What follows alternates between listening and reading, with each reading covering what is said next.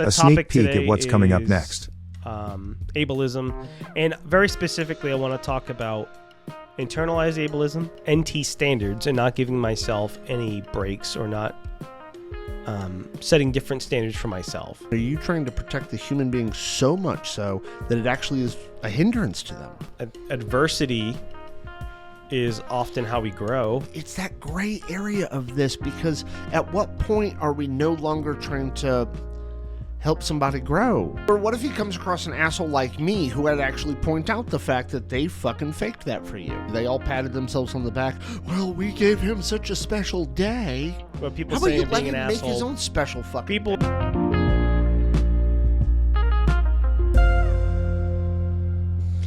Welcome to another fabulous episode of Shark Week. I don't know. I was gonna say I was trying to say one of those stupid soap operas, but I can't remember the names of them. Like Days of Our Lives. There you go. Yeah, Young Days and of the Our Restless. Lives. General Hospital. Younger the Restless. Yeah. Yeah. What was the one that was like the sands of time through the hourglass? What one was that one?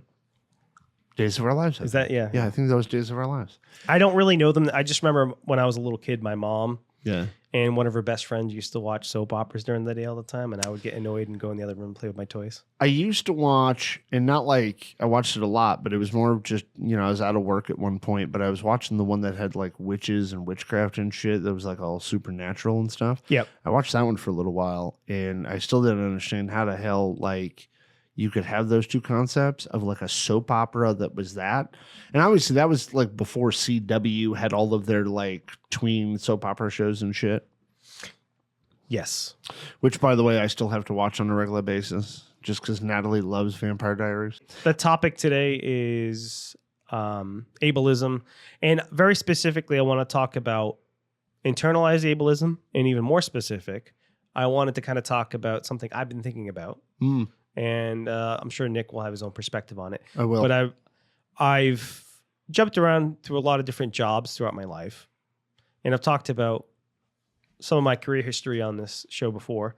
But I've noticed that as I continue to go into new jobs and new companies, whatever you want to say, when I go to work for a new company, I still find myself holding myself to NT standards and not giving myself any breaks or not setting different standards for myself. I still try to do everything as though I wasn't an autistic person. Mm-hmm.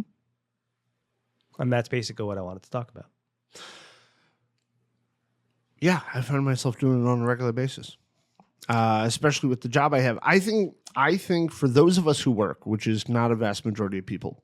Hold me where I was a second. I need a sidestep.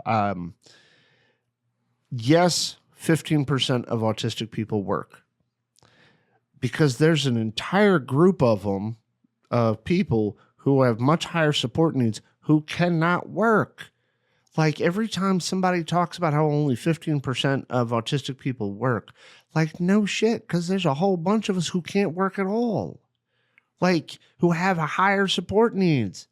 Like, but why in the fuck are we talking about all of them? Like, why don't we talk about those who are capable? Like, how many of them are employed? Anyway, side note, but it has something to do with this. I think in a lot of ways we need to have, for those of us who do work, so that's those of us who have jobs and are attempting to keep jobs. I think we need to have somewhat of a level of understanding NT expectation and standard, as well as we need to get close to it because we need to be able to maintain those jobs. So I think there is like a level of where we need to kind of adhere to that a little bit. What do you think? Do you think we should just throw them away altogether just because we're autistic? And not work at all? No, work, but force everybody to accept our difference. No. Okay. I mean, it depends on the individual, I think, because I don't think you can make a rule that would work for everybody. No, it's not possible. Which is why a lot of the accommodation stuff, when it comes to workplace accommodations, is so vague, because it's really hard to make something that encapsulates everybody. What is, like, I was listening to a podcast this morning in preparation for talking about ableism, which I don't think it helped me talk about ableism. They kept talking about IEPs and in school and stuff. But they were talking about how we just need to make sure it's easier for people with autism, make the world or make IEPs easier and make the school easier for people with autism. And it occurred to me while they were talking about it of like, are you making it so much easier, and are you trying to protect their feelings so much so, and are you trying to protect the human being so much so that it actually is a hindrance to them? Because isn't a little bit of challenge good? Yeah. And maybe I'm straying a little bit too far from the point of this, but I think I've mentioned this on the show before, but adversity is often how we grow. So, I mean, I don't think anybody would argue against that. But so where's the difference between being ableist? Yeah. Okay. Meaning, fuck your accommodations and fuck your difference. You have to live up to our way or whatnot. If I'm getting that correctly. Where's the line between an appropriate or healthy challenge, appropriate healthy growth, pushing somebody a little bit to grow or to help them grow? Where's the line, and when does it go too far? I don't think there's a clear defined line on that. It's probably gray, just like everything else. Well, give a roundabout, I guess, then. So the gist, as far as ableism is concerned, if I were to try to sum it up as concisely as possible, I would say it boils down to holding people to certain expectations that they are not capable of meeting or less capable of meeting because of some type of difference or disability. So if I am in a wheelchair, you can expect me to be able to use the stairs or something. But that's if that's comparing it to a physical disability. What I'm saying when it comes to it's trying to hold ourselves to certain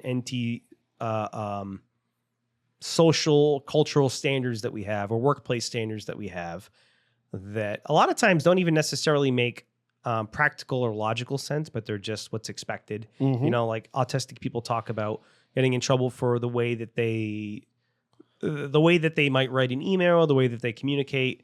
Yep, that's an issue I have. Either too informal or too formal or too robotic sounding in the way that they do things, even though it doesn't really. Or too much detail, not enough detail. Well, that one can actually have an impact on. Well, I'm summing all of that up together. Yeah. Too much detail is more so just could be annoying to people if there might be stuff in there that they find unnecessary. Yeah. But lacking detail could be, depending on what you're doing, could be detrimental to the job or position if you're not sharing enough information. I had a boss who constantly said people wrote too long in notes. And when I asked, well, how long should they write them? They said, well, enough to say what needs to be said. And I said, okay, what needs to be said? And they said, well, what happened? And I said, but that's what they did. And you're complaining about how much information. Well, they could have done it faster. They could have done it easier. Okay. How would you like them to do it differently? And it just kept being this roundabout, subjective way of looking at it, but there was no clear defined. Would you add anything to the definition that I laid out? No, because ableism confuses me. So I would sum it up as of just right now, as like. Sorry, I was just going to say, I just summed it up as holding people to standards that they either cannot meet or have difficulty meeting because of their disability. In this context, saying autism as a disability, which some people don't like calling it that, but whatever, fuck you. So can't because they can't, or can't because they believe they can't? No, I mean, some people physically can't. Right. How about people who some people can, physical? But it's much more difficult for them to do it. Right. Such as things that require us to mask or certain things like, so if you have audio, if you have sensory issues, right? And so if you're dealing with an audio sensory stimulant that's bothering you, can you deal with it and work through it? yes. Should you have to? That's what we're saying, is expecting them to deal with it just like everybody else would be considered ableist, because you're not taking into consideration their sensory problem. Understood. But shouldn't they also take that into consideration? Yeah, I mean, if you're autistic, you probably shouldn't apply to work in a wood shop. And if you do apply to work in a wood shop, maybe your ass should be the one to get you headphones. But there are also things you can do to mitigate that. I want to go back. Please hold. Put a pin exactly where you are, because I'm going to keep going where we're at. But I also want to go back. Ableism is a newer concept for me. I don't have 100% of a good grasp on it yet. Internal ableism, the same fucking thing, all of that kind of stuff is newer for me. I know some people have known it for quite some time. And yes, we've been doing this podcast for a year. I never bothered to really look it up, because on one hand, it sounded like people making fucking excuses. On the other hand, it sounded like a real valid fucking thing that we're forcing people to be something that they are not. But knowing the nuance and the gray to that, is the problem for me. Yeah. Because getting back to where we were, from a counseling perspective, there are a lot of people who believe they are incapable of XYZ, a bunch of shit. And a lot of it has to do with like facing emotion or doing things psychologically. But it's not that they're not capable. It's that they don't believe in themselves to be able to do it. And I can name off a couple of instances in particular, but there was a person who said, I have an anxiety problem. I cannot go to the grocery store. Yeah. And I said to him, well, how'd you get groceries when you were younger? Well, I forced myself to go to the grocery store. All right, cool. Do that again. But instead of when you leave the grocery store having to run to get a fucking beer, why not learn some new ways to manage before and after? Yeah, I don't think that is ableism necessary. It's well, but that's where's the line? It's if you don't take those things into account. It's when you're putting those expectations on somebody without consideration. So, like in the instance of working in a woodworking shop, right, or working for a carpenter, or whatever I said. No, wood shop. Yes, you should take that into an account as an autistic person, but also the company wouldn't be liable. Yes, they would be required legally to provide some accommodation, but if they provide you with headphones and shit to wear and you still have a problem at that point, like they've done what they could and it's a bona fide part of the job. So like what we mentioned before when we talked about the ADA, like if something's a bona fide job, like part of the job, I think they call it bona fide job description, whatever. But if it's part of the job that's like, it's inherent in the job itself. Like if a job requires you to be able to walk and you can't perform it in a wheelchair, it's not discrimination if you don't hire the person in the wheelchair because they physically can't do the job. So here's an example I have from a previous job. And we actually, as management, kicked it around a little bit of can we actually do something about this? We hired somebody as a counselor. And after they were hired, even though they were hired, they were given a job description, they said they accepted it. After that, they said, I cannot do groups in person. But that is absolutely one thing that's part of the job.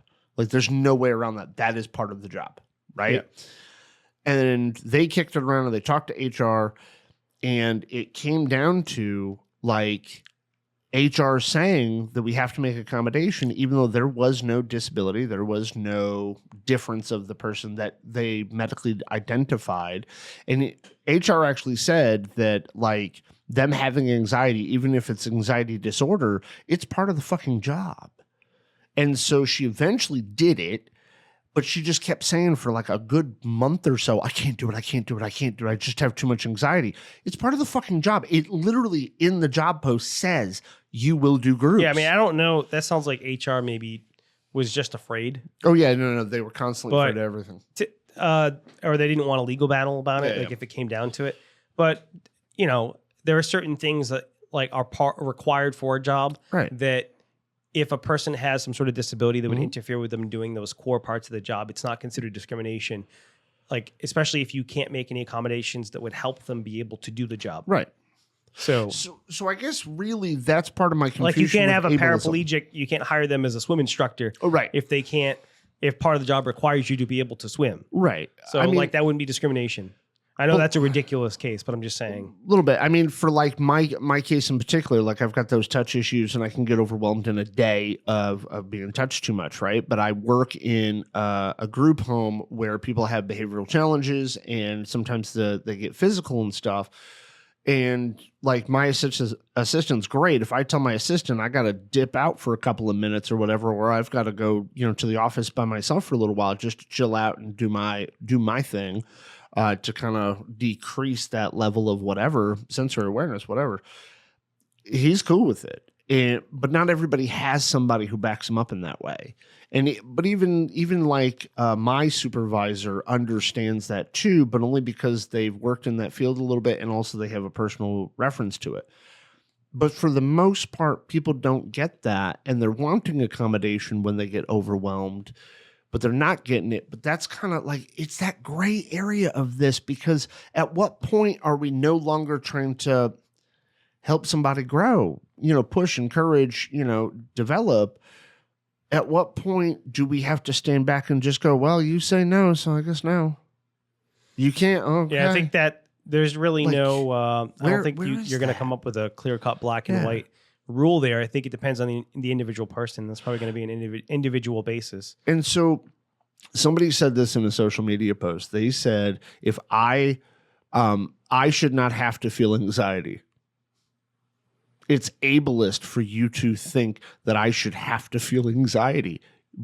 But you do have to, because you're human. Like that has nothing to do with anybody else around you. It's a base human feeling. Right. Like you will not stop having anxiety in your entire life, no matter how many drugs you dope yourself up with, whether they're legal or not legal drugs, no matter what, you will have anxiety.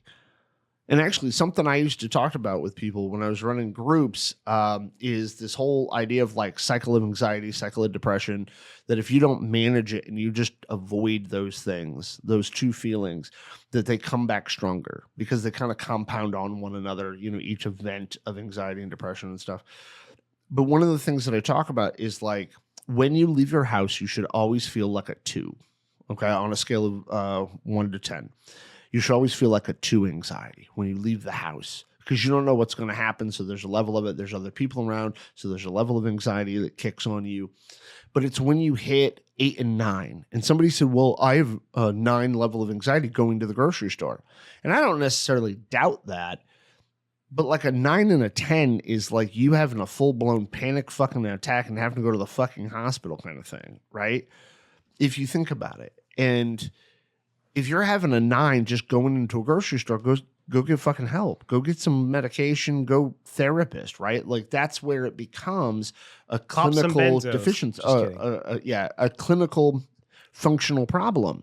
And I know I said function and somebody's going, but straight up, if you cannot perform the basic, functions of fucking life, and if you don't know what I mean, go look it up. If you can't perform those, then there is a clinical fucking problem. You need to get on some meds. You need to do some therapy. You need to do some work on yourself. On the converse side of that, if you have anxiety and it's not necessarily inhibiting you from doing anything, but you just feel it a lot, then it's not really a problem. But I hear people talk about how, nobody should try to encourage them to work on their anxiety. Well, I mean, why not? Like, you're also telling society that they need to take a hard look on how they look at disability. But getting on to disability itself, because I was talking about like varying degrees of like impact and stuff. But talking about disability, especially when it comes to like the invisible disabilities, right? Non-physical disabilities. I understand everybody likes to think that they are their own fucking expert. They know them best. I have an honest opinion that people know the life that they have experienced the best, but they don't know themselves the best. They don't know their medical history the best. They don't know they don't know themselves best. Everybody loves to say that they're their own expert. No, the only thing you're an expert of is the fact that you have been alive during your life, right? Like you've experienced every single day, and that's really the only thing you're an expert of. And I know that's kind of hard stance, and I know some people will call that ableist by itself or whatever term you want to throw at me. But every time I ask somebody, okay, how your brain work? They throw out some vague answer and shit. And there's probably a neurologist at some point who's going to say, no, Nick, I know how the brain works.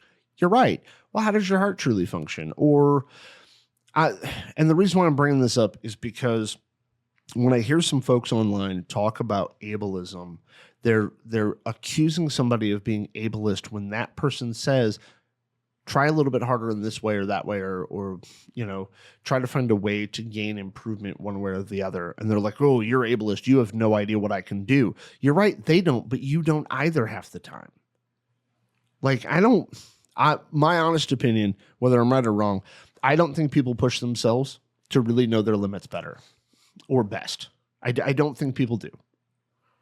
I don't. Yeah, but that's not necessarily ableist.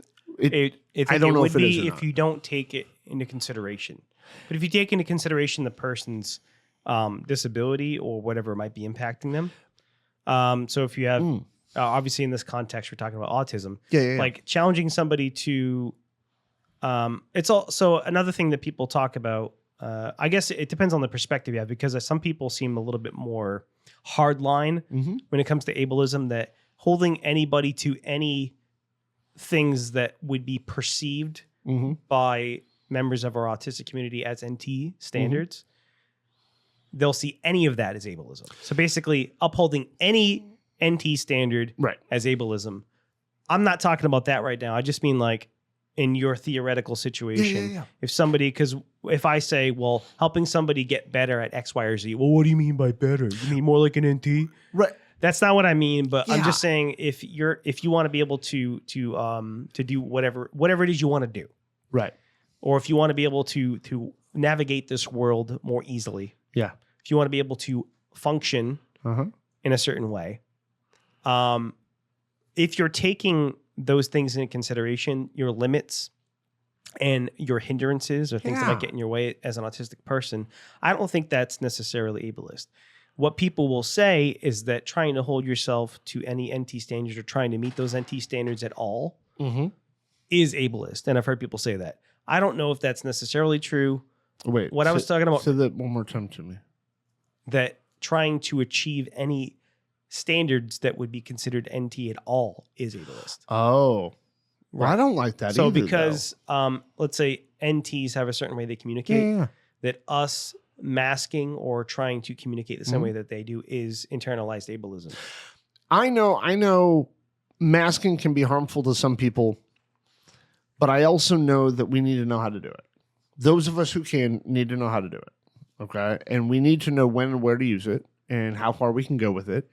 But somebody online said that forcing somebody to mask is ableist. And that could be true, forcing, but nobody's forcing you to fucking mask. What they're saying is that you got to kind of lean in their direction. I think what they mean by, or I don't know what the context was, but I would wager that by force, they mean pressured. Yeah, but that's just it though. Like if you feel a pressure to do something, you need to also identify where's that pressure coming from. And if you say, well, society's pressuring me to act like them. Yeah, no shit, because that's what a society fucking demands of all the people in that fucking society. Conform. Like a little bit of conforming, yeah. Well, quite be like us. So be like us. Here's the thing about it. If you go in a grocery store, okay, and you're just singing at the top of your fucking lungs, okay, because you just can and because you want to, and it makes you feel better. But if you have the ability, okay, if there is a part of you that is able to not sing full volume while you're in the grocery store because there's other people around you, then why not hold off until you get in your car? Because there might be somebody in that room who has auditory issues that they might have pain because they're hearing such loud fucking sound, or it irritates the shit out of them hearing you off key. In that regard, you're not being considerate to that other person. So yes, there are public societal standards. Now, do I think most of them are bullshit? I really, really do. But like for somebody like Becky, who I talk about on the podcast a lot, she's my autistic daughter. She has a much harder time controlling the volume of her voice than most people do. Is she incapable of doing it? No. Is it much harder for her to do it? Yes. Are there times where even in public where I will try to bring her volume down? Yeah. And I'll try to remind her, because that's part of being her parent, is I'm helping remind her, right? Because of where she is. That's ableist. Great. I'm just kidding. I mean, people would say it is, but I'm not saying it is. But in this regard, like, can Becky sit for an entire meal and talk at a level 4 in public? Nope. Not for a full hour. You maybe go and get 3-4 minutes out of her, because that's where she's at. And yes, I do some defending when it comes to that. Although I stopped telling people she's autistic. I'm just like, well, she sings. But if you're a person who can hold off from singing at top volume in the grocery store for an hour, do so. Because there are other people we're not taking into consideration when we're saying you can act whatever way you want. You're not hurting anybody, but you actually might be bothering the shit out of somebody. You might actually be bothering somebody. There might be another autist in the grocery store who's barely holding it together, and now your volume fucking sets them off. We don't know, but there are certain levels to it, right? Like I honestly believe that far too often, and maybe it's just because I'm reading social media and people are a little bit more open and vocal and all that kind of shit on social media. But I hear people talk about, I should be able to do whatever I want to do whenever because I need to stim. I do agree that at times you need to stim, but I also think as autistic people, because we are, and excuse me for saying this way, and this only applies to autistic people, because we are the grand minority in our society, we also need to take into consideration, and we need to put effort into making sure we are accommodating ourselves in those situations. But we also need to make sure that we are being considerate to other people who might be in that room too. Like somebody said, it's not a problem when I stim and shake my hands, okay, in public. Except for there are other people who will find that to be a problem, that you're standing there just shaking your hands like that and just bouncing around or something, because those are also signs of problems for other people. Like if somebody's like fucking going psychotic or some shit, right? Like those are signs for other things, right? And people would be concerned for that. And people say, well, they should just let me do what I'm doing, but they don't know what you're doing. It's not like you're wearing a fucking sign that says, hey, I'm stimming right now. Leave me the F alone.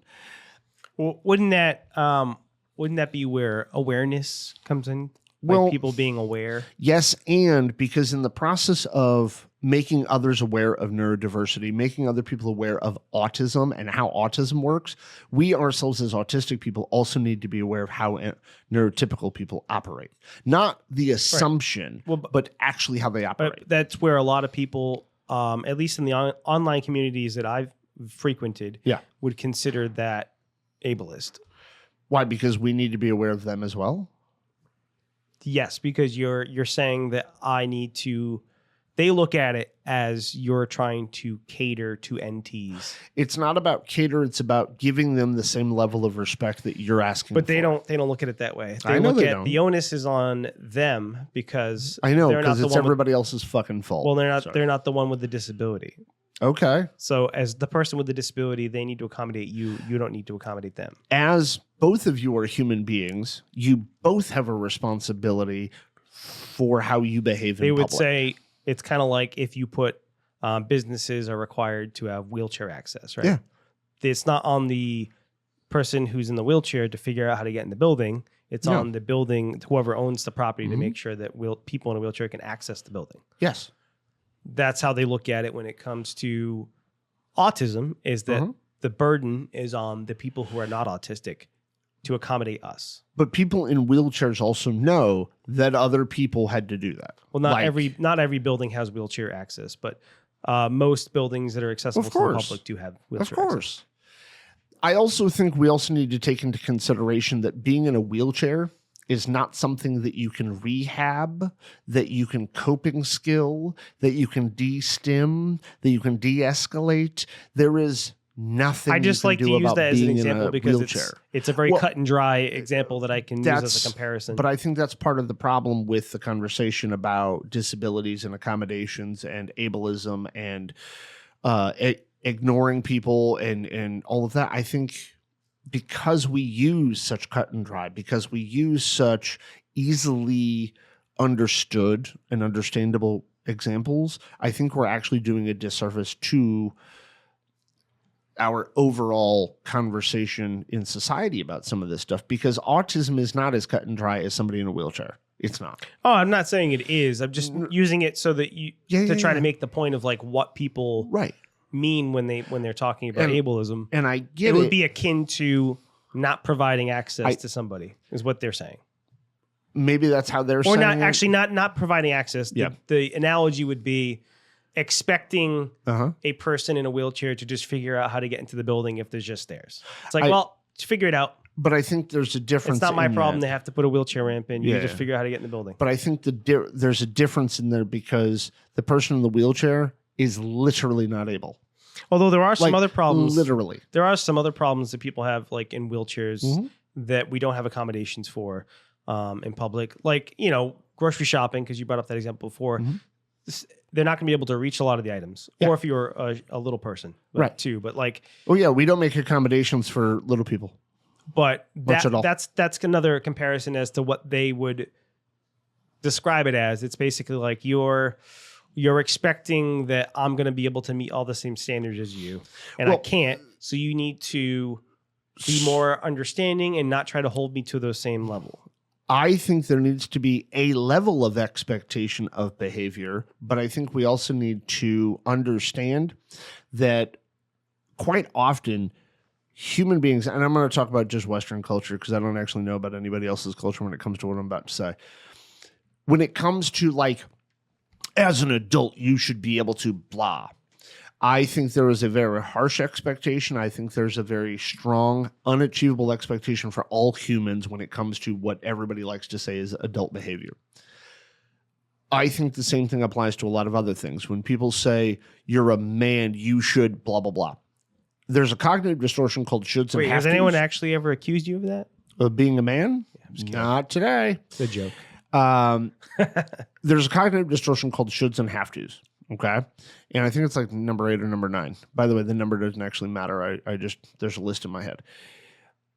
Shoulds and have-tos are like the expectations and the impositions we put onto other people, but we also put them onto ourselves.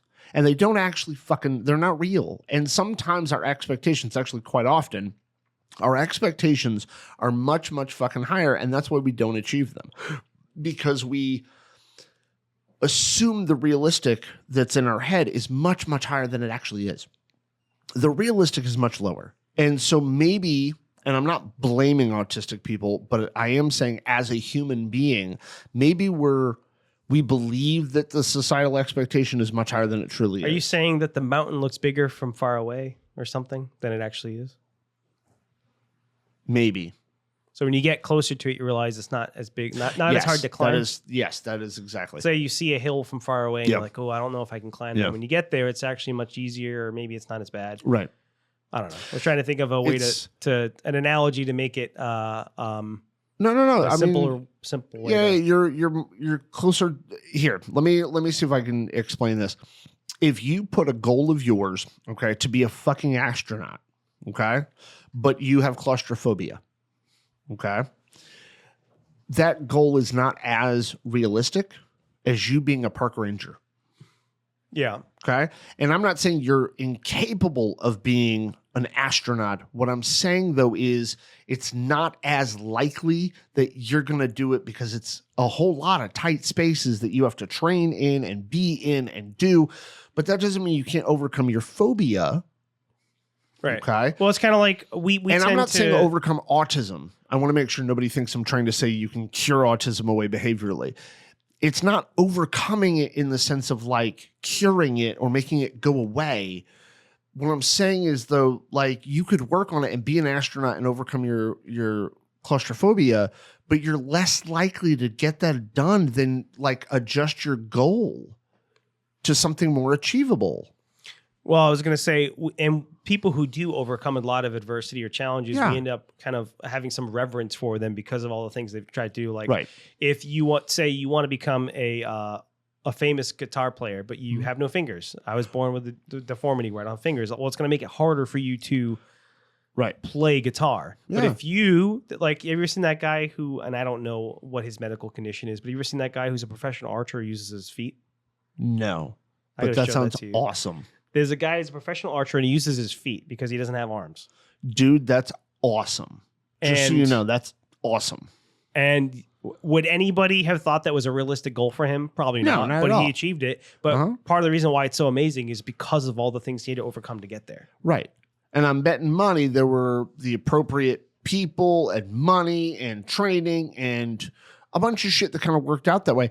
By the way, I would also like to point out that just because this one person pulled that off doesn't mean most of the rest are going to be able to do it. Okay, people without arms or hands or whatever.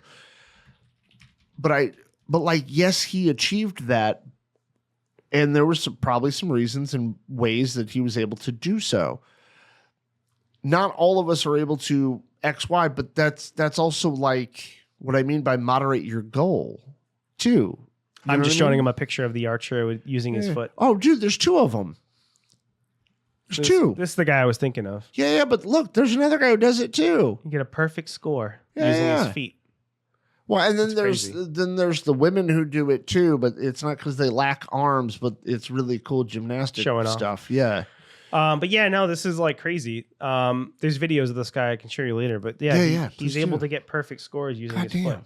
That's cool. Which Armless Archer. I mean, he's even got a cool name.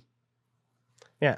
But that was my point, is like part of the reason why it's so amazing. Not only is he a top performer, but he doesn't have arms. Yeah. In a sport that uses your arms. Right, that predominantly uses your arms. I also put this to akin to this, okay?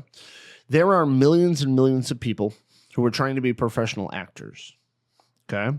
And there are tens of thousands of those millions of people who get to be professional actors for a career, for a long-term career.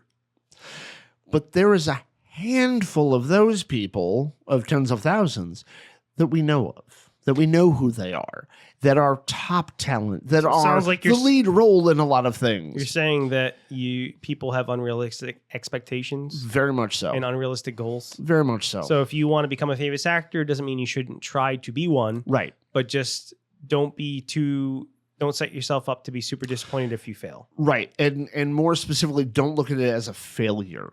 Well, like, I just mean fail to hit that goal of being a famous actor. I get what you're saying. You didn't mean it in the way of like, you're a fucking failure, fuck you. You didn't mean it that way. But that's how people have tendency to look at when they don't achieve that dream goal, right? And there's nothing wrong with dreaming. Understand that majority of the time, and play with probability quite often, likelihoods and shit. Most of the time, as an actor, you ain't getting to that point. In fact, the vast majority of people who have performing arts degrees don't fucking use them. They do community theater for most of their fucking life. Just be happy with that. Sounds like you know some people like that. I do. I know a bunch of people like that, and they all regret getting a fucking theater degree from a college. I mean, one of them doesn't, but, he's also not a actor. He's not a professional actor. I know more people who have done professional acting gigs who have no fucking training than people who have training who have actually gotten paid to do it. But anyway, and I'm not trying to bag on anybody for any of that. I really am not trying to. I'm just trying to point out that, like, a lot of the times the unrealistic expectation is really what's actually killing us, but the expectation is what we put on ourselves. It's not society putting it on us. Doesn't that kind of like your generation kind of, but my generation definitely. We grew up in the generation where teachers, parents told us we could be anything we wanted, do anything we wanted. And so a lot of like millennials and maybe some Gen Zers, we kind of were raised believing that we could do anything and be anything. Yeah, and that's a fabricated, they used to call lie. Us, what the hell did they call us? I don't know. They used to call us like Generation Snowflake or something. Yeah. Because we thought we were all special, unique snowflakes. Right. Because you were all told from a very young age you're all special and started doing the participation trophies. Yeah. Fucking hate participation trophies. So my daughter the other day, I went to a place called Top Golf, and it's a driving range. It's fucking awesome if you've never gone, if you like golf or not. I brought my daughter and my son there, and my son wanted to go because he wanted to do it. My daughter had just never hit golf balls before, and she just wanted to hang out with us, right? I'm trying to be an encouraging, modern dad. And I'm like, you're doing great, sweetie. There's progress. You're able to knock it further. And she goes, whatever. That sucked. I couldn't even get it off the ground. I was like, but it went much further. And I was trying to stay on that positive. And she goes, can you just stop?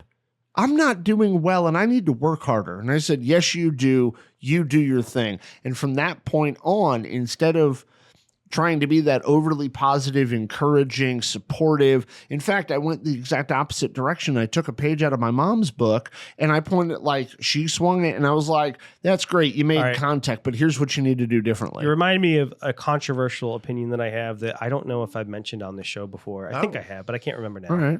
If I did, it was probably when we first started doing the show. And every time I bring this up, people argue with me and tell me I'm wrong. Okay. So I must be wrong.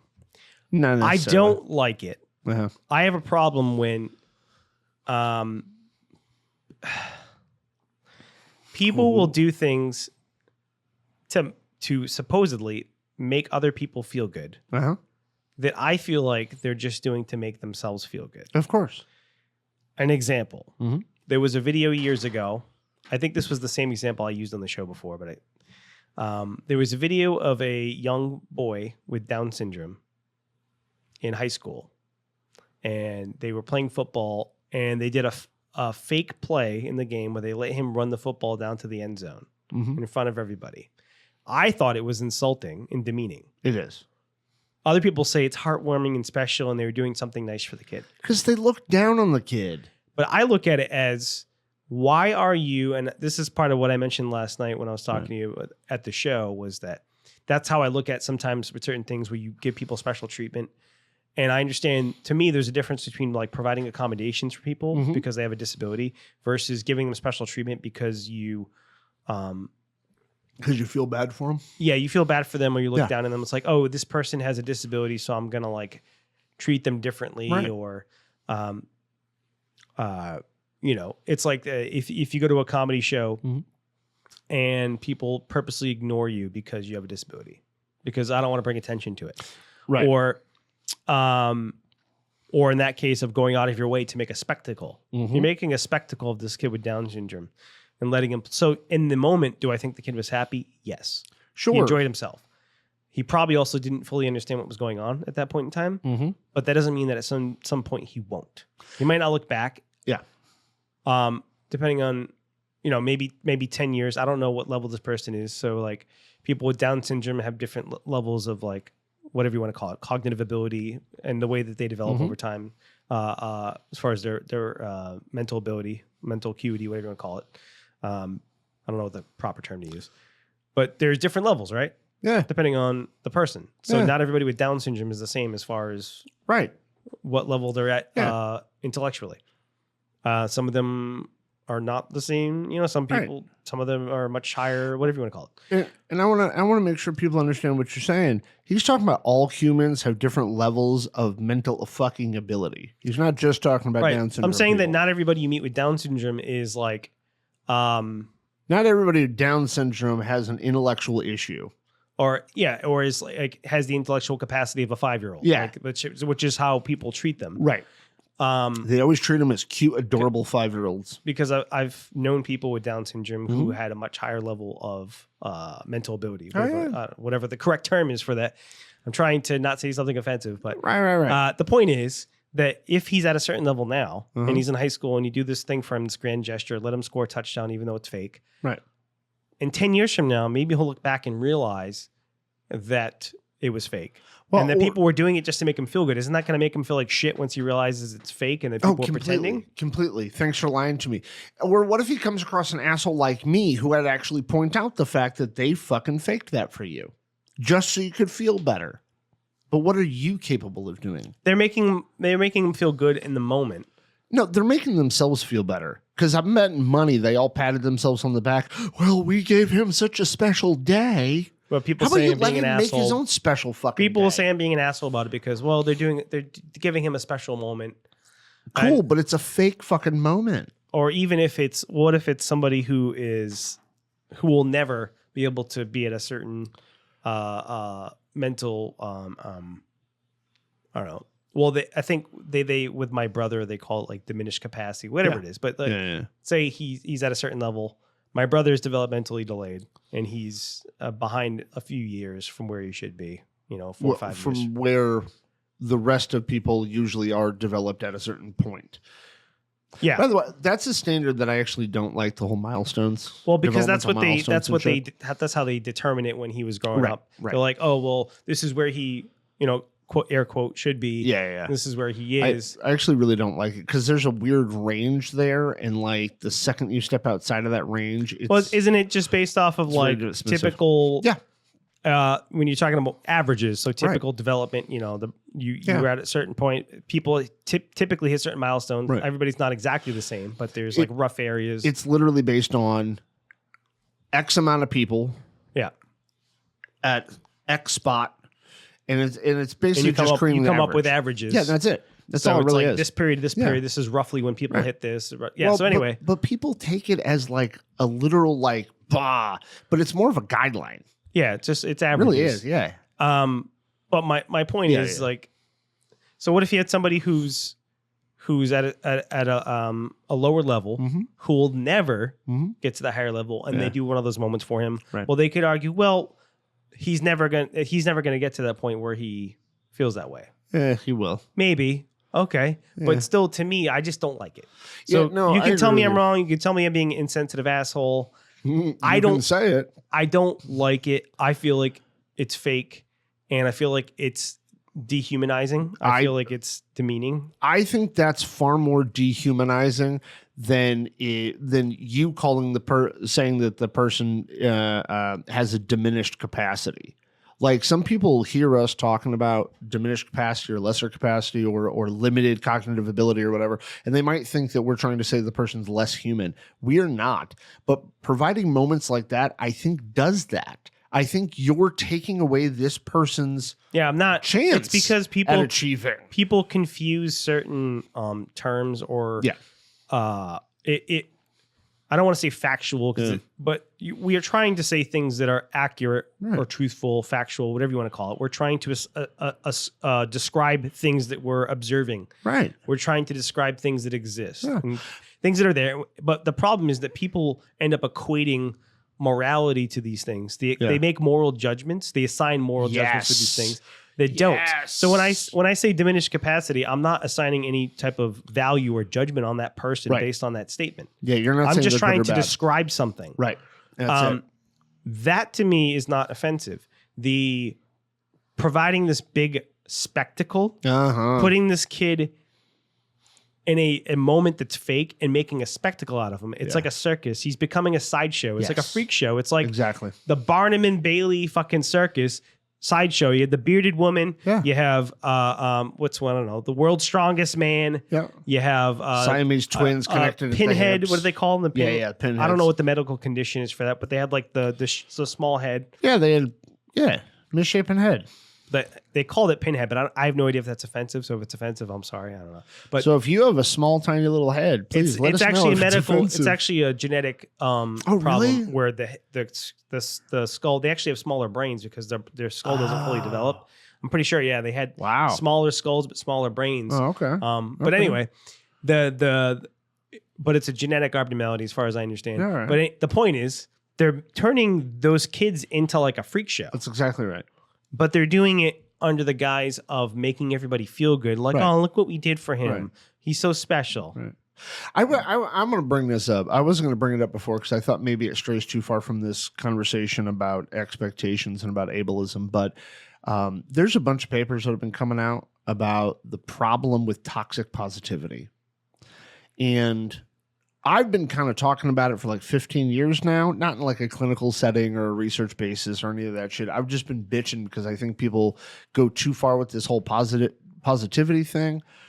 There's nothing wrong with something being disappointing in your day. There's nothing wrong with being a little sad in your day. And I mean a little sad. I don't mean like clinical depression where you need fucking meds. What he's saying is you don't need to reframe everything as something positive. Like if you suck at something and somebody tells you suck at it, okay, you suck at it. Either do something about it or continue to suck at it. Well, that goes back to what we said earlier, or what I said earlier is Unless you experience adversity, it's hard to make any sort of growth. Right. I mean, because honest to God, we are our worst evaluators. Think about it in simple terms, right? Yeah. Which I like to break everything down I in know simple you terms. do. Think about it in if you like to lift weights, right? If you want to gain muscle mass, Right. you have to challenge yourself. Yeah. Otherwise, you're not going to gain any muscle. Right. If you can have lift to 100 pick up pounds, more weight. if you pick up 100 pounds and you can lift 100 pounds and it's easy for you, you're not going to get gains picking up 100 pounds every day. Eventually, you have to increase the weight and create more strain on the muscle. Right. You have to cause pain. Which is Straightforward. You have to cause pain. how you grow mentally. Yes, You need to that's challenge exactly your brain. how. Challenge, stress, anxiety, a little bit of depression, some disappointment. All of this shit can help you grow. All of it can. And it's how much you put yourself through. It's how much you hold yourself to it. That's the issue there, right? And I really want people to understand what I'm saying with this, and I don't know if I'm being clear enough with it. If you have clinical issues like emotional issues, emotional regulation issues, or different types of emotional issues, like make sure you know like at what point the cutoff is to go seek help. I think we kind of strayed too from ableism, which is funny. I mean, we're still talking about it, but kind of. But I just hate the fucking initially, positivity I was shit. trying to come at this from the other side, and it sounds like we're talking about the it more. supportive side. Yeah, because initially I was talking about how I feel like I'm holding myself to unrealistic standards in jobs, but because I also hold myself to too high of standards in a lot of different parts of my life. Right. But it's hard for me to let go of some of those things because I'm kind of a perfectionist in some ways. Yeah. I feel, and I don't know if you feel this way. I feel this way, and I could be out of my fucking mind, but I feel as if when it comes to moderating expectations, I'm a little bit, well, when it comes to dealing, like pushing aside the NT expectations, I think I'm a little bit better with it than you. I'm not saying I'm better than you. I'm just saying at that skill. I think. I could be wrong. I think it would depend on what it is. Yeah. But let me just use that as a general real quick, because I want to point out specifically my relationship with Natalie. Very early on in our relationship, we started talking about the expectations we felt we should have on us, pushed on us, that we're pushing on us as being a man and a woman in a relationship. And we started to slowly push them away from ourselves and strip them away from ourselves and started to deal with each other as each other. And we approach every situation from that guise. Not, you should cook because you're the woman. You should take out the garbage because you're a man. Of and that's based it. on gender roles and That's expectations. It. And we have, yes, we have to have longer conversations to figure out some of this. And we have to be able and willing to ask questions that other people go, well, duh, to, right? I ask questions all the time that most people are like, well, you should know your wife well enough. No. I'm going to let today be a different day, and I'm just going to ask the same question I asked 4 or 5 times. And we give ourselves the grace, and we give each other the grace to ask 1,000 times the same question or to make the same mistake 1,000 times. I get very oblivious to certain things, and I also like have so I was in a previous relationship where my standards were higher than this person. And then I'm in a relationship now where my standards are lower than the person that I'm with. Because like I clean up after myself. When I lived alone, I clean up after myself. I take care of things, but I do it on my schedule. I can verify that his apartment when he lived alone was not shitty. I did clean up. after Sometimes himself. it got messy, but I did laundry and I cleaned and everything Right. on the way that I work. Right. It works for me. Your way. Now, the reason why my current partner ends up doing a lot of certain things is because she wants things done her way and she does it on her time, the way she wants to do it. Which is much faster than his time. Right. So if that doesn't sync up, well, Which is pretty standard, by the way, for most male-female relationships. The woman ends up cleaning a lot more than the man does. But it's not that I won't do it or that I don't want to do it. It's No. just that she expects it to be done at certain frequencies, much more frequently than I do. Right. Like Right. I wait. I usually when I do laundry, it's when I'm running out of clean clothes, Uh-huh. and then I'll wash all my laundry at once. I do all of it at once. Right. I'm much more like do it a big chunks. Mhm. Like for cleaning, I would not clean all week and then do one day all the cleaning. Ah. Like that's me. See, I like to clean along the way. Natalie, on the other hand, will make a horrible mess when it comes to cooking. And then after food, she'll drudgingly like clean it up, right? Well, but I'll clean as I go. I mean, for cooking, I'll clean as I go, but I just mean like general house cleaning. If I was going to clean the house, I would. No, she does a big. I would bunch in one day. I would vacuum, wipe everything down, dust. I do it all the same time. So when I was single, I would take, and I wasn't living with anybody, which was very, very, very, very, very rare that I didn't have a roommate, a girlfriend, something like that. I have a horrible problem with being alone.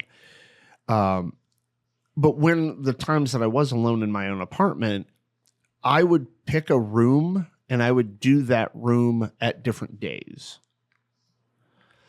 So I would do the kitchen on a Tuesday. I would do the living room on a Wednesday, stuff like that. And that really, really worked well for me because I didn't have to spend a fuck ton of time in any given day to clean all of it. I think this might be where the ADHD part of me comes in because what happens with me, if I start cleaning one thing, I start noticing everything else that needs to be cleaned. So I can't just clean one thing because it'll drive me nuts. Oh, so I have to write a list. I will. So I can ignore the stuff like if the laundry's piling up and stuff or I have dishes. Yeah. But once I start doing them, then I can't ignore everything else. That's how it works for me. So I'd like to point out that this does have something to do with our topic, okay, about expectations. Because I have dated many an NT woman who believed I should get things done a certain way and at a certain time frame because it made sense to her. And several women NTs who felt that way. And I never matched to their standard, but I also never had a house when I was by myself or even with a roommate. I never had a problem keeping the house clean or keeping my end of the chores done when they left me alone to get them done. But like when it came to loading a dishwasher, if you ask me to load the dishwasher, if you're asking me at 9 o'clock in the morning to load the dishwasher, and then you come home at 5 and it's not done yet, but all you said was, hey, Nick, can you load the dishwasher today? Well, yeah, I can. And at some point today, I'll get it done. But you didn't say, could you have it done before I get home? You didn't say, can you have it done before noon? You didn't say, hey, can you do it right now? You said at some point today. Now, that was something that was the difference with me and Natalie, is if she really wants me to do the dishes, she'll tell me when she needs them done by, because I'll get them done by then. But without telling me that, I'll do it eventually, right? And yeah, I'll forget to do some things sometimes because human. But when it comes to the expectation, set down the whole expectation. I had previous partners who were like, you have to take out the garbage because you're a guy. And I always said, why? I mean, you got 2 feet too. Why do I have to do it? Because I'm a guy? That doesn't make any sense.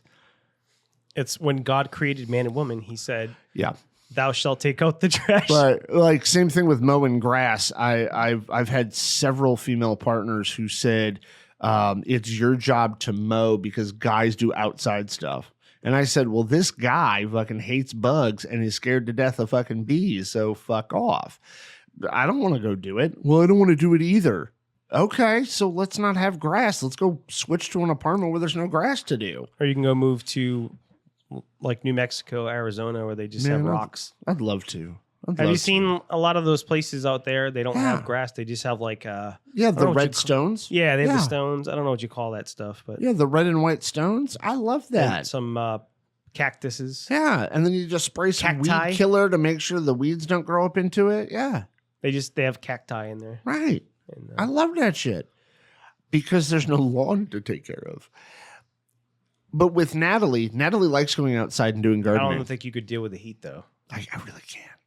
You're like, when it's 110 degrees outside, you'd be like, all right. Well, no, high humidity is where I can't deal with it. I can deal with Arizona because when I was in Arizona many, many years ago, like it was 110 outside. I was wearing a black duster trench coat, and like I didn't even realize how hot it was because there was a lack of humidity.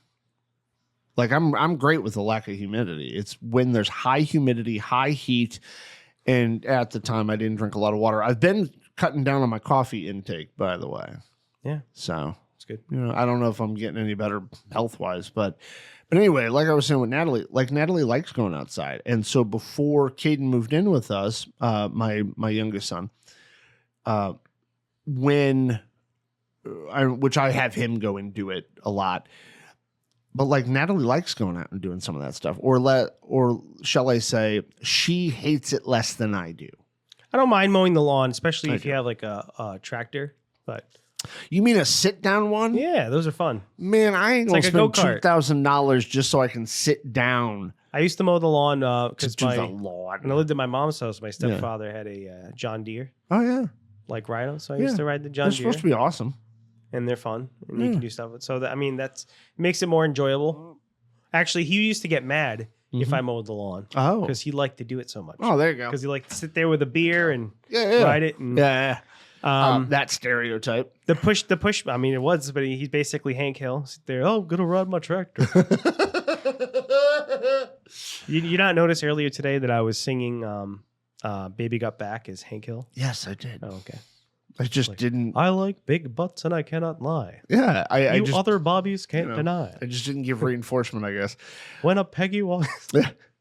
I mean, to kind of sum this up a bit, because I think we're probably we're at time. Close I to was that letting time. you finish. Oh, okay. So to sum up this a little bit, no, we don't want you to think we're ableist cocksuckers, but we do, and I think wait. Why do you not want people to think that? Well, for one, I don't want people to think it because I don't think it 100% fits. But even if you do feel like I'm an ableist asshole, then I think at some point you just care. have to not fear the labels because people throw out labels all the time so willy-nilly that so to me, though, they lose meaning at some point. They really do. I think that's becoming a drastic problem in our community is because people want to throw out some labels and shit far too quickly. I'll tell you a list of far too vaguely. Labels that don't mean anything anymore. All of them. Okay. Racist, leftist, I forget the right wing I was going to say, but like whatever the equivalent of right wing leftist fascist. or not fascist doesn't mean anything anymore. Wait. Socialism doesn't mean anything, or socialist doesn't mean anything anymore. Yeah. There's certain because people misuse them so much that so drastic. It doesn't mean that like people aren't fascist. It just means that when you say fascist, I don't know what the fuck you mean because I don't know what definition of fascism you're using. Yeah. I want to go back to a previous conversation real quick, and not for a long period of time. I just want to point out that you just said that these words have no meaning because they're used too broadly, too often. And yet you once had a conversation on here about how words change over time. Yes, that's true. But the difference is when people... when they naturally or organically change over time through normal everyday speech. The problem is those words are being misused by too many people at the same time. I agree. That you don't know. Now, words do change over time naturally as a process of the evolution of language. Right. That's what I meant by that. I don't mean but because if everybody calls everybody a socialist, then that word doesn't mean anything anymore because... You don't. Because then far too many people fit into it, and then the definition you're gets misappropriating the word. So then when you say socialist, I don't know what you mean. Yeah, it's kind of like phobia. Do you mean actual socialism, or do you just mean this person's a little left wing? Yeah. Or what do you mean? Do you mean like socialized medicine? Like what do you mean by socialist? I don't know what you mean. Yeah. Or when you call someone a fascist, do you mean that they're a Republican, or do you mean that they actually are a Nazi? Like what do you mean? I don't know what you mean. I'm going to bring this back to ableism for that too.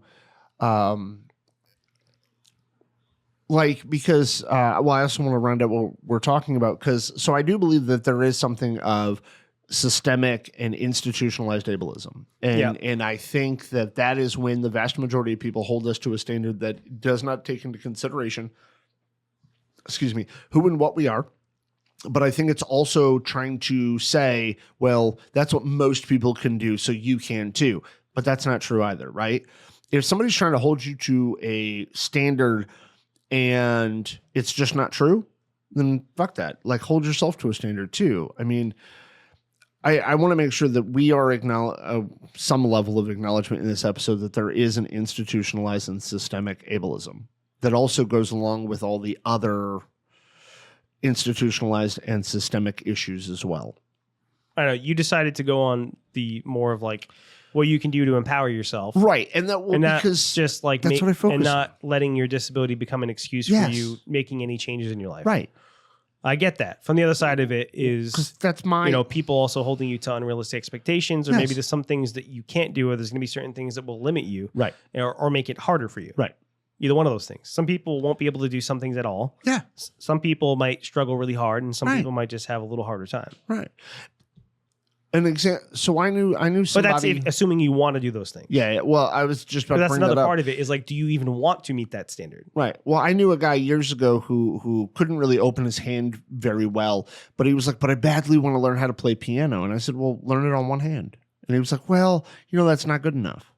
And I was like, dude, you can't open your hand.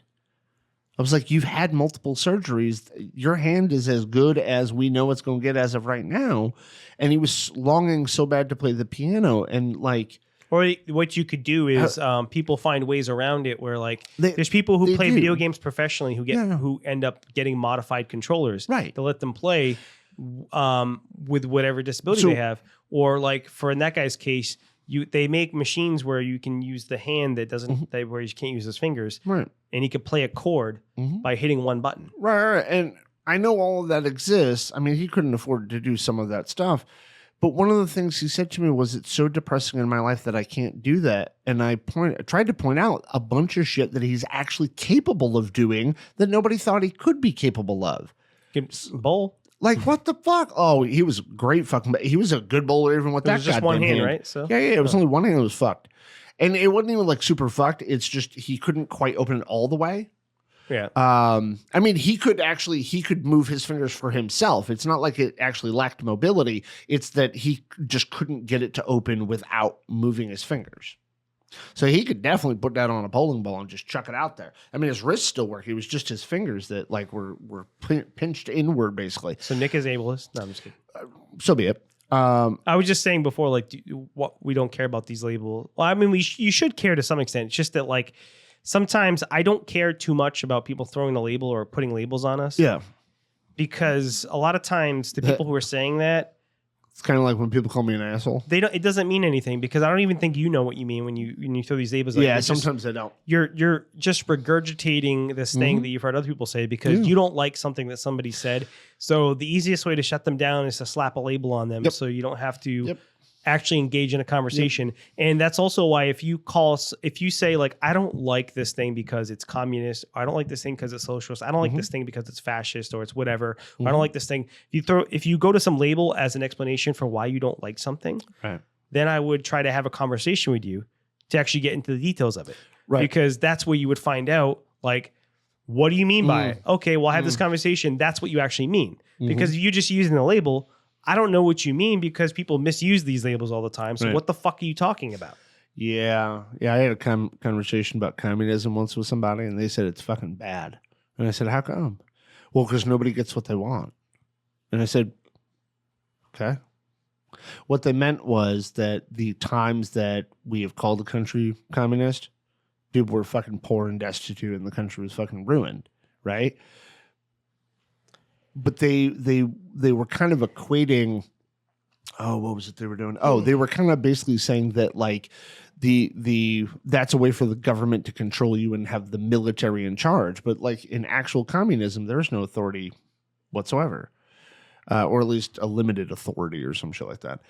But they were just kind of and you and I have argued back and forth semantically over this. Like, yes, it's true that no real communism has ever existed. But every time people have attempted to create communism, it's always through force. It's always become like a dictatorship. But when people say communism in common parlance, what they mean is the dictatorship. Because they don't. Nobody uses it for like the book version of communism. The actual good version, I guess. Because it's one of those things where, yes, communism means one thing, or was supposed to mean one thing. But because through actions in the world, that word ends up taking on a different meaning. Yes. So my point behind it, and I lost track of my point, but now I got it back, is they were trying to say, they were just saying it that way to shut me the fuck up, because I was trying to say that society itself needs to work harder at helping people. Yeah. Like, we do not help people as much as we could. And Well, that's some of bad because that's socialist. Yeah. Some of the justification people use is people need to pull themselves up by their bootstraps is the common phrase. I would like to meet parlance. somebody who can pull themselves up by their bootstraps. That's incredible. That would be amazing. They'd be act of hovering. strength. Yeah, it'd be great.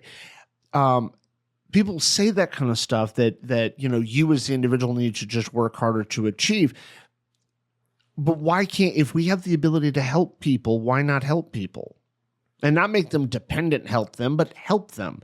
And I was trying to make that point that, like, in communism, or at least, from how I understand it, conceptually speaking, that mythological never existed version, everybody gets their needs met because people go to work. So there's always more for people to have. And so nobody needs to hoard any fucking shit. All right, Gene Roddenberry, calm down. Yeah.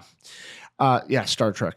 But I was trying to make that point about I don't think that like that type of society could exist until we get to a certain I don't think so either. technological point. In a Star Trek type universe, theoretically, but I still think that there would be some people who still wanted more. Right. Well, I mean, think that greed is too ingrained in us as human beings. It's human to be greedy. It's human to want more. It's human to want to best the guy next to you.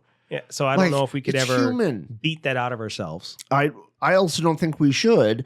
But we can get. I mean, but it also we can get closer to better. We can get better at taking care of people in need and providing a more equitable and fair society. Yes, but we can't change some things about us. I mean, also there's good things that come about through our willingness and our desire to compete. Right. Yes. Even if you disregard all the athletic stuff, but competition brings about new inventions, medicines, cures, all kinds of things. The desire for money and to be better than the other guy is why we have all the great stuff we have. Right. It's also the cause for a lot of the bad things we have and suffering. Yes, but because for every good thing, there is an equal bad. I have a very honest belief that in all the world and all of existence, for every good, there is an equal amount of bad. All right. Well, now that we've it's like it's a weird spiritual thing with that I don't. Well, I was going to say, well, it thing. sounds like maybe another episode, but I wanted to wrap it up before we. Absolutely. So it's about that time. We probably said some things that kind of tweaked your left ear. You know what? Tell us about it. Tell us how you think we're wrong. Tell us where you disagree. Tell me why I'm wrong for getting upset when I see people pretend to be happy for a person getting a fake touchdown because the person has Down syndrome and everybody pretends and claps for them. But tell us about it. And this is what I actually would recommend as we're closing this episode out. Every time we say something you dislike, instead of turning us off, pushing us away, and just calling us names on the internet, talk to us. Why don't we all come together to understand better? And if you say, why is it your responsibility to educate? It's not, but you're human and you want to change in society. And if you want that change to happen, start with two human beings that are asking you to educate them, asking you to help them understand better. So why not start there? Other than that, thank you very much. Like, subscribe, follow, all that jazz. We will talk to you at another time. And if you want to propose topics for us to talk about or people for us to talk to, please do propose them on any social media whatsoever. Pee pee poo poo. Goodbye.